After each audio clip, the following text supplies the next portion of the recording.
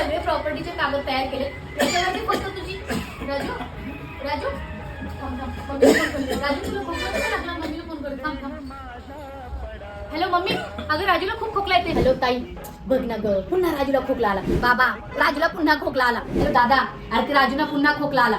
ते राजूला साईन करायची वेळेस कसं काय खोकला येतो मला काही कळतच नाही. 2 एकर नावची करून दे म्हटलं की लगेच त्याला खोकला येतो. साईन करायची नाही त्याला, फक्त साईन. मी त्याला 10 वेळा त्याच्या समोर पेपर नाही, त्याला 10 वेळा खोकला येतो. मला नाही वाटत तो या जन्मात साईन करेल. 2 एकर मिळणार नाही मला.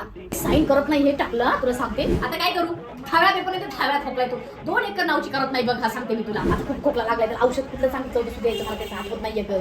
गरम पाणी देऊ ना? कुठला काढा होता तो बाबाचा? कुठला बाबाचा तो काढा देते मी त्याला. सोडून द्या विषय, जाऊ दे. ठेवू का? बघते त्याला खोकला येतो खूप. राजू, तुला आता बरं वाटेल ना? मी सगळ्यांना फोन करून सांगितलं राजूला खोकला येतो.